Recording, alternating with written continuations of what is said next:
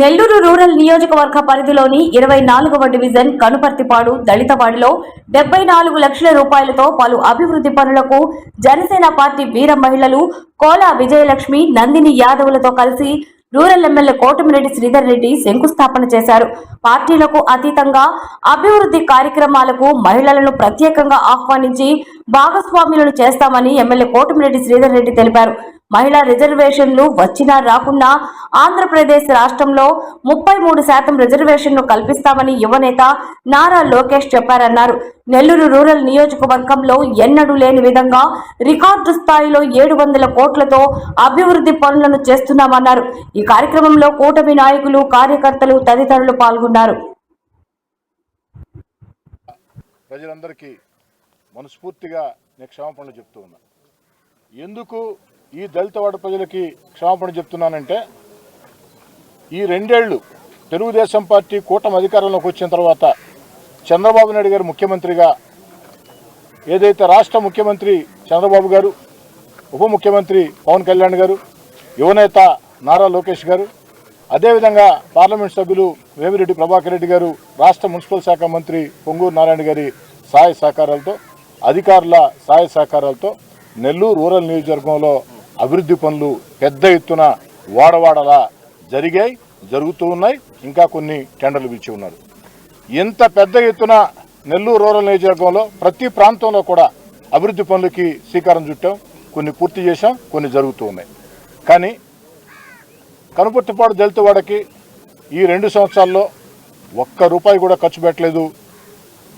ఏదైతే సమన్వయ లోపం, సరైనటువంటి సమాచారం లేని దానివల్ల ఈ ప్రాంతంలో నిర్లక్ష్యానికి గురైంది అన్నమాట వాస్తవం. నన్ను ప్రశ్నించవచ్చు అన్న కార్యక్రమానికి పిలుపునిచ్చినప్పుడు ఆ నన్ను ప్రశ్నించవచ్చు అన్న కార్యక్రమంలో ఈ ప్రాంతవాసులు నేరుగా నాకే ఫోన్ చేసి ప్రశ్నించారు. నేను ఆశ్చర్యపోయాను. అలా జరగదు అంటే వాళ్ళు చాలా స్పష్టంగా చెప్పారు. సార్, తెలుగుదేశం పార్టీ కూటమి అధికారంలోకి వచ్చిన తర్వాత మా కనుపర్తిపాడు గ్రామంలో అటు ఎస్టీ కాలనీ కానీ, ఊర్లో కానీ అన్ని ప్రాంతాల్లో కూడా అభివృద్ధి పనులు జరిగాయి, మేము కాదంటం లేదు. కానీ మా దళితవాడలో ₹1 కూడా ఈ 2 ఏళ్లలో ఖర్చు పెట్టలేదు. గతంలో మీరు ఖర్చు పెట్టి ఉన్నారు తప్ప ఈ 2 ఏళ్లలో ఖర్చు పెట్టలేదని చెప్పారు. దాని మీద విచారణ జరిపిస్తే వాస్తవమేనని తెలిసింది. అందుకే ఆ రోజే అటు నేను కానీ, నా తమ్ముడు కోటమిరెడ్డి గిరి కానీ మనస్ఫూర్తిగా కనుపర్తిపాడు దళితవాడ ప్రజలకి క్షమాపణలు చెప్పి, కేవలం క్షమాపణలు చెప్పి చేతులు దులుపుకున్నాం అనే పద్ధతి కాకుండా అక్షరాల 74 లక్షల రూపాయలు, సుమారు 74 లక్షల రూపాయలతో ఈ ప్రాంతంలో అభివృద్ధి కార్యక్రమాలకి ఈరోజు మనం శంకుస్థాపన చేసుకున్నాం. ఈ చేసుకున్నటువంటి అభివృద్ధి పనులన్నీ కూడా ఖచ్చితంగా 60 రోజుల్లో పూర్తి చేసి ప్రజలకి అంకితం చేస్తామని చెప్పని కూడా అధికారుల ఏదైతే హామీ మేరకి మాట ఇస్తూ ఉన్నా. అదేవిధంగా ఈ యొక్క అభివృద్ధి కార్యక్రమాలకి నెల్లూరు రూరల్ నియోజకవర్గంలో ఈ రోజు నుంచి మరో 2 నెలల పాటు, అంటే రాబోయే 60 రోజుల్లో నెల్లూరు రూరల్ నియోజకవర్గంలో ఎక్కడ ఏ అభివృద్ధి కార్యక్రమం ప్రారంభోత్సవం జరిగినా, శంకుస్థాపన జరిగినా ఆ యొక్క చోట ముఖ్య అతిథులు, ప్రారంభికులుగా అటు మహిళా నేతల్ని ఆహ్వానించాలనే ఉద్దేశంతో జనసేన, బీజేపీ, తెలుగుదేశం, అదేవిధంగా తటస్థులైనటువంటి మహిళా నేతలు, లేదు పార్టీలకు అతీతంగా కలిసి వస్తాం అభివృద్ధి కార్యక్రమాలు అనుకునే ఎవరినైనా సరే ప్రత్యేకంగా ఆహ్వానించి ఈ యొక్క అభివృద్ధి పనుల కార్యక్రమాల్లో ఆ యొక్క మహిళా నేతల్ని భాగస్వాములు చేయాలని చెప్పని వారి చేత ప్రారంభింపజేయాలని.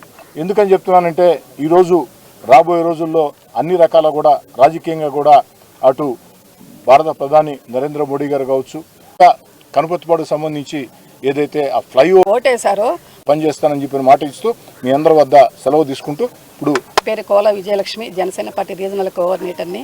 ముందుగా రూరల్ శాసనసభ్యులైనటువంటి గౌరవనీయులు శ్రీ శ్రీధర్ అన్న గారికి, అలాగే రాష్ట్ర నాయకులు గిరిధర్ రెడ్డి గారికి, కూటమి నాయకులు, ముఖ్యంగా మీడియా మిత్రులకు అందరికీ నా నమస్కారాలు.